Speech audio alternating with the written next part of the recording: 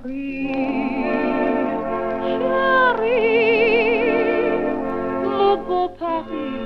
and welcome to Paris Set Me Free mini photo tutorials.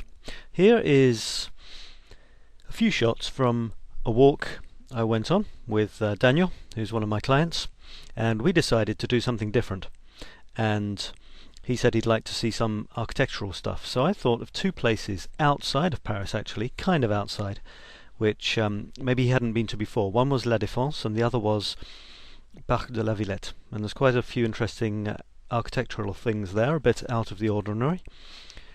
He decided on the Parc de la Villette, so I thought, okay, let's start at Place de Stalingrad or something like that, or Jaurès, Metro Jaurès, and walk along the Canal Saint-Martin a bit, but not going in between the Seine and Stalingrad, but the other way, out towards this science park. So we did this, and we were walking along, looking for some interesting things. We found them. For example, just going back one shot, there's an interesting statue, which I've turned into another photograph. But let's go this way. I suddenly saw this amazingly coloured boat, which, as you can see, was sort of backdropped by these not very nice looking towers. So that immediately caught my eye. Daniel had also mentioned that he'd like to see some ways of finding frames, natural frames. So I suddenly saw this bench and I thought, well, let's do it. It's all we've got to work with. So I crouched down, and here's a series of photographs that I took through this bench. I was trying to get the two buildings here kind of nicely framing the photo. Framing the boat, which is like a frame within the frame of the bench. I was trying to have this really as a frame as much as possible, which finally is inside the frame of the photo.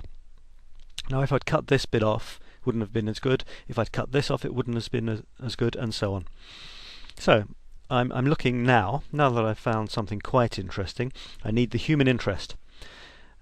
Ideally with a little contrast of colour as well. Obviously a person walking along would be good.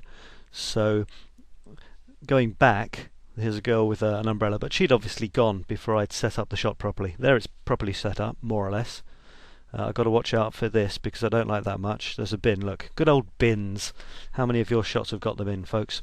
So let's carry on. So I'm sitting there waiting for something interesting to happen. Nothing. Two people. It's okay, you know, but they haven't got a dog. There's no kid doing something funny. There's no bright red t-shirts, so I let them go by. Well, I took the shot. She's got a bottle, look, you know, not very glamorous. Always looking around here to see if anyone interesting's coming. Those people are going, there's still no one coming. Okay, and eventually this girl came along, and as it would happen, she's wearing a bright blue top which contrasts amazingly with the green and the red of the boat.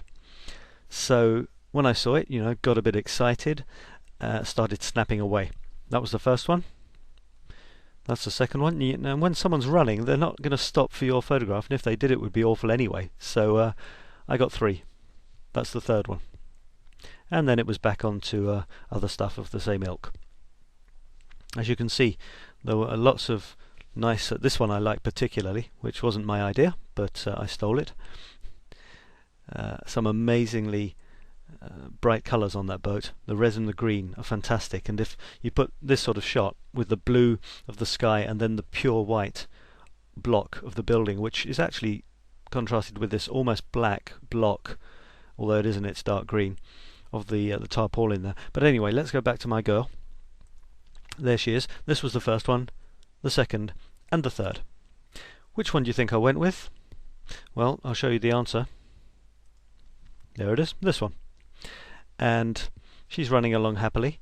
I took this one because the other two had her next to the boat, whereas there was a bit of space here, and here she's coming again, but she's a bit too small. If she's going to be a great subject, or really eye-catching, then it would be nice if she were bigger. So look at that. There she is. She fills in that space of nothing much, amazingly. And look at the way her legs are strided. She's not actually touching, I think. She's actually mid-stride. She's got her hair flailing out behind. The blue is nice and big. And compare it to all those points to the other shot. The legs aren't spread out. she's smaller, the colours are mixing in with the boat. So that's the one I went for. Played around with the colours, probably a bit too much, but there you have it. And I also went for this nice panoramic one to echo the long panoramic stretches of the bench there, because I'm looking through this kind of letterbox slotted as it is.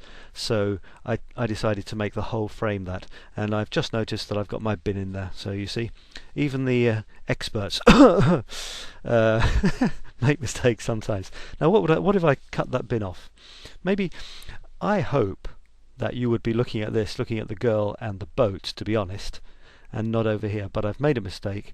I'd seen this couple here, thinking, okay, I'll keep the couple in, but I hadn't spotted the bin. But you know, that's my so-called eagle eye, worrying about details that people aren't going to see. I guess because that's cut the grey sort of iron thing in half there, I could probably justifiably have cut this end of the photo there as well, but I wanted to keep this really long letterbox type composition.